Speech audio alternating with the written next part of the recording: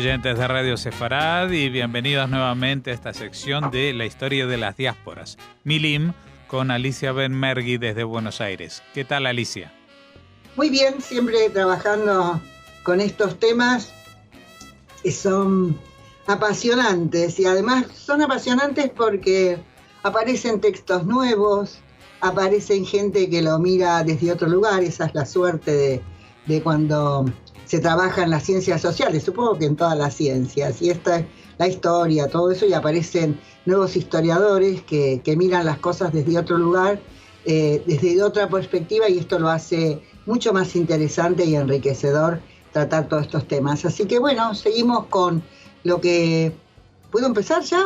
Bueno, déjame que presente un poquito más, que vamos a recordarle a los oyentes que esta historia y muchas más están en tu página web www.milimcultural.com.ar, y que si quieren pueden recibir una vez por mes el boletín a través del correo electrónico, suscribiéndose a través de cultural@arnet.com.ar.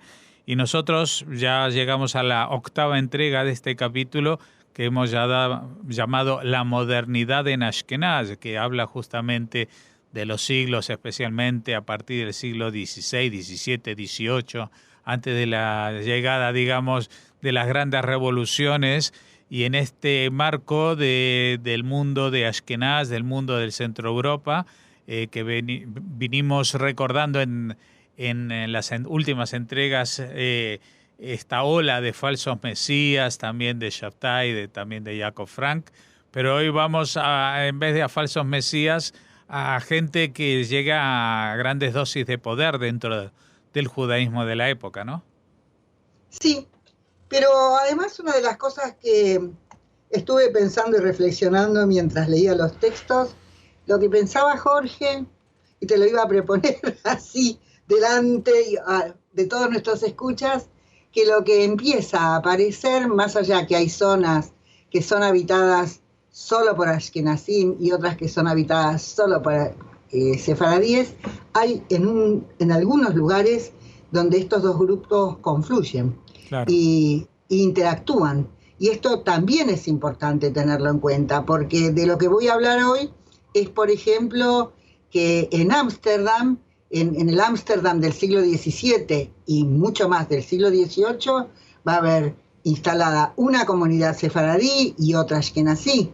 Y a pesar de que dicen que tienen o no tienen relación entre sí, bueno, en uno de los textos que encontré de Jonathan Israel, por ejemplo, él dice que cuando estamos hablando de los consejos o de las asambleas que gobernaban a los judíos, porque de esto es que lo que vamos a hablar hoy, es de cómo estaban gobernadas estas comunidades, que había grandes asambleas regionales, que había asambleas locales, algunos las llamaban asambleas, otros consejos. Estaba el de las, ¿cómo se llama? El que era el de las 4 tierras, el que durante tantos años gobernó de alguna manera independiente en Polonia, y que en los lugares donde van a vivir judíos que después van a ser llamados alemanes, pero en esa época Alemania no existía, y entonces vos verás que en los textos yo pongo judíos germánicos, los llamaban Landschaft, voy a tratar de decirlo lo más correctamente que pueda, porque les decían los nombres casi en alemán, Landjudenschaft, y que parece que en algunos casos esto se prolongó mucho más hasta el siglo XVIII. Entonces esto era en los lugares donde vivían judíos centroeuropeos, alemanes, checos, los de habla alemana, pero bueno, todos ellos también hablaban yiddish, así que decir habla alemana o habla germánica también es algo relativo. Y entonces estos grandes consejos regionales, suprarregionales, que eran los que daban las takanot, las reglas y las normas con las que debían vivir los judíos, eran extremadamente interesantes, porque había algunas que simplemente eran una lucha por el poder terrible. Por eso muchas veces ese chiste que se acostumbra a decir entre los judíos, que que yo voy a un lugar donde hay 3 sinagogas. Hay hasta un chiste de un náufrago judío que en una isla había creado 3 sinagogas, y entonces le preguntaron por qué hay una tercera, y le dijo: porque a esa no voy nunca, porque estoy enojada con ella. Entre los judíos habían estas crisis políticas, y entonces se iba un grupo y armaba otra Keilah, la Keilah, para quien no lo sabe, o el Kahal en castellano, o Keile creo que era en Yiddish, es donde están centradas todas las instituciones judías que son fundamentales para la vida del judaísmo. Todo lo que tiene que ver con el nacimiento, el rezo, la muerte y la educación, además de la salud, la atención de viudas y huérfanos. ¿Me olvidé de algo? Bueno, el bat mitzvah y las bodas. Bueno, está bien. Es decir, todo lo que está relacionado. El otro día me dieron un premio en una sociedad de mujeres de Chabad, y se lo dieron a una señora, y yo la miré, una señora muy mayor. Ella fue su hija a representarla, y a mí me dio como una especie de emoción. Es una señora que, además de ser benefactora de judíos que están en muchos lugares donde nadie se ocupa de ellos, a veces no tienen ni familia, ella se ocupa de los ajuares de las novias. Y eso es una institución tan vieja dentro del judaísmo. Esto era entre los ashkenazim y los sefaradim.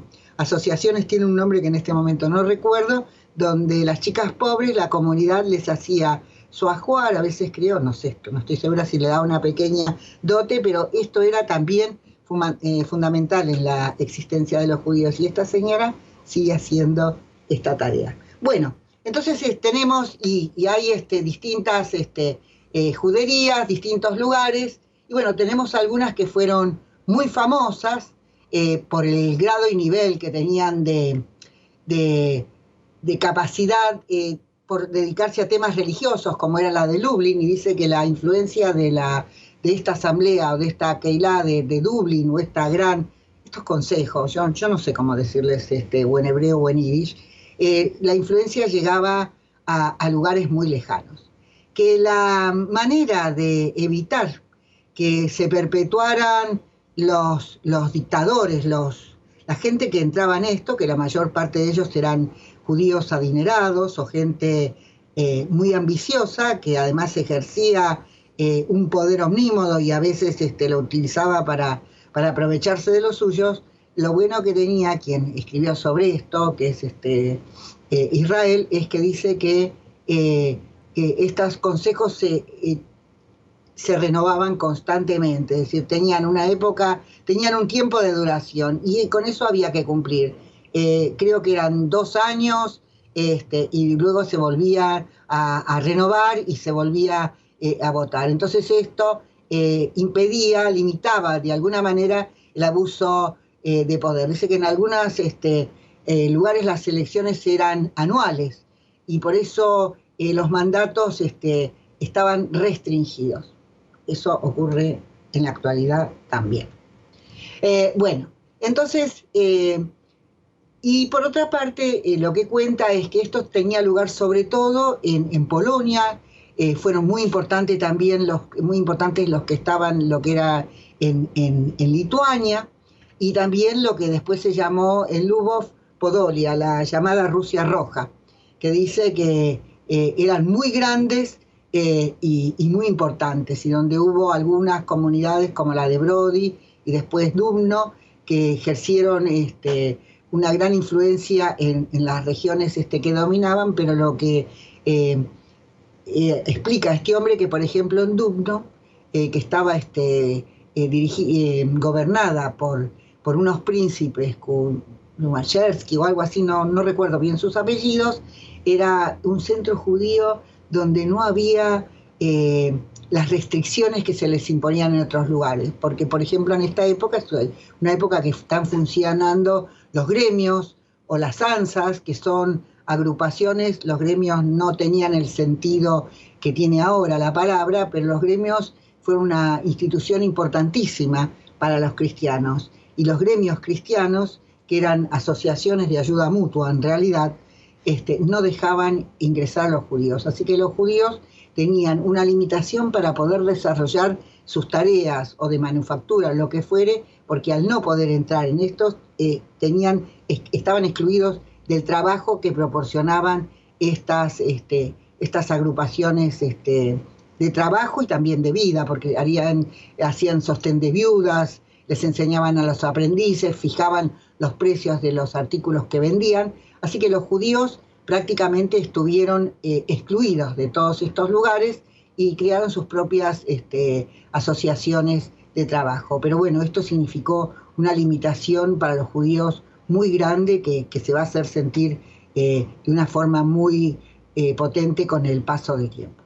Bueno, lo que dice Israel, y es en esa parte donde parece, porque lo que es importante señalar que no todos los historiadores tienen las mismas opiniones, a algunos se los puede decir, bueno, no era tan así, y eso es lo más interesante, esto es la tarea de la historiografía, contar de lo que dicen los historiadores, a qué ideologías pertenecen y cuáles son las que están mejor informadas y cuáles no. Una de las cosas que dice Israel es que en las grandes ciudades no existían estas asociaciones que en este caso llamaremos, dice que no había ni en Viena ni en Berlín y después de 1659 tampoco en Praga, y que eran las llamadas Landjudendschaft.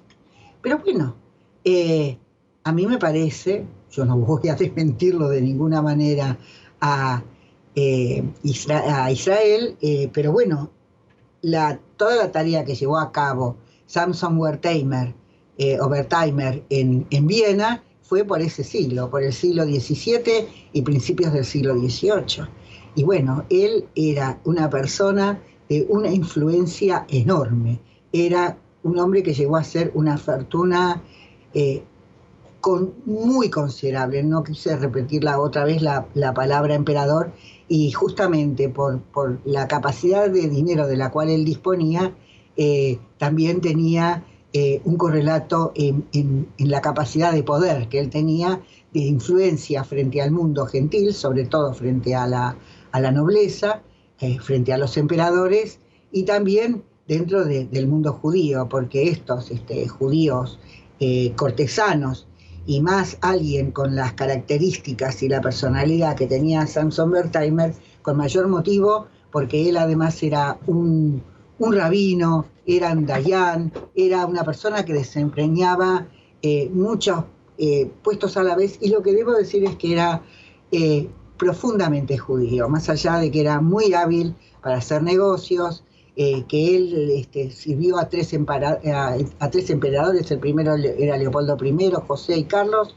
En verdad él sí se preocupaba por su comunidad le llevaba sus problemas, y él al revés, o tal vez diferentemente de muchos que se ocupaban principalmente de sí mismos, él se ocupó siempre de los problemas y trató de mediar y de auxiliarlos, y también de educarles y proporcionarles medios para una mejor subsistencia. Bueno, él funda, y todavía hay ahora, y yo una vez entré y le mostré a la gente, vos sabés que yo trabajo también con PowerPoint, que la que queda de las sinagogas que él fundó es una que está en Eisenstadt. Creo que Eisenstadt antes le pertenecía a Hungría, no me acuerdo bien ahora, porque antes el imperio húngaro era muy grande, y a partir de la Primera Guerra Mundial su territorio quedó muy reducido. Y además, digamos la verdad, los austríacos siempre tuvieron apetencias sobre el territorio húngaro.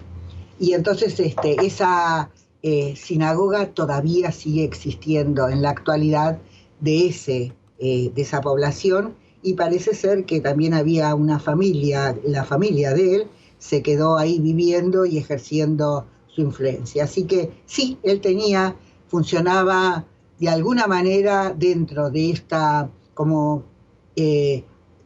dentro de la comunidad que tiene que ver con Hungría, y especialmente con Viena, esto es Austria y todo esto, él funcionaba como una persona de una enorme influencia y de un enorme poder. Lo que te cuento es que además él tenía yeshivots en muchos otros lugares de lo que hoy sería Alemania, y también muchas de las que fueron fundadas en Jerusalén fue porque él fue el benefactor, el que las instaló ahí. Y tengo entendido que algunas de ellas, o por lo menos sí, siguen existiendo porque proveía fondos, la enorme fortuna que él tenía proveía a los fondos para que estos judíos pudieran estudiar en estos lugares. Yo a lo que me refería, de lo que estábamos hablando antes, es porque de esta convivencia entre Ashkenazim y Sefaradim, es porque hay algo que va a ser muy claro después, posteriormente. Por eso estamos hablando de los judíos cortesanos. De lo que estoy hablando es... ¿Tengo tiempo, Jorge? Sí, puede ser un par de minutos y no más. Bueno, me interrumpí si yo me olvidé del tema. Lo que quiero decir es que estaban estos judíos cortesanos, gran parte de ellos llegaron a tener enormes fortunas y un poder tan equivalente. El tema es que a algunos les fue bien y a otros no les fue tan bien. Eso lo veremos próximamente. Pero lo que sí tenían la mayor parte de estos judíos cortesanos, estoy hablando de los Ashkenazim y de los sefaradíes, se ocupaban de sus propias comunidades, porque estas comunidades, la mayor parte de ellas, vivían en una gran pobreza, sobre todo en el siglo XVIII. Esto fue así en el Imperio Otomano, donde con la decadencia del imperio y de las autoridades y de la sociedad, la decadencia y la degradación y la miseria en que habían quedado las poblaciones que habitaban esos lugares, gran parte de estos, muchos de ellos eran sefaradíes, pero no nos olvidemos que, por ejemplo, en el Imperio Otomano también vivían Ashkenazim, y también voy a decirlo esto con respecto a los judíos de Ashkenazim, había también judíos cortesanos que se ocupaban y se preocupaban de qué iba a ser del destino de estas comunidades. Por ejemplo, las que vivían en Turquía eran prácticamente analfabetas. Estoy hablando de las sefaradíes. Creo que hablaban el yudesmo, muchos de ellos no sabían hablar turco, eran muchos de ellos, estoy hablando fines del siglo XVIII, XVII y XVIII, pero también cuando fue el barón Hirsch con su mujer y estuvo ahí en Estambul, ella le preguntó cómo puede esta gente vivir en este grado de miseria, qué podemos hacer por ellos. Estoy hablando del barón Hirsch y de su mujer. Y estoy hablando del siglo XVIII, estaba casi ya a los albores del siglo XIX y albores del siglo XX. Y por otro lado, también en Europa oriental y parte de Europa central, también había comunidades judías muy atrasadas que vivían en una profunda miseria, y también porque parte de ellas también estaban dominadas por el hasidismo.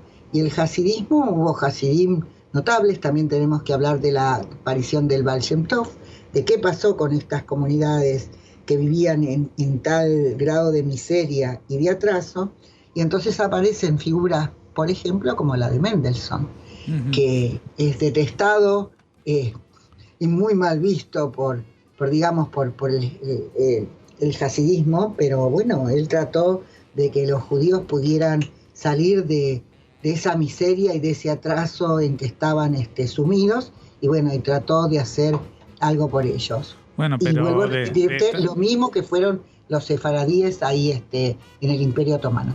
Pero de todo eso hablaremos en próximas entregas. Ya saben, dentro de 2 semanas la siguiente, de esta modernidad en Ashkenaz, de este capítulo que estamos, esta vez ha sido la 8ª entrega.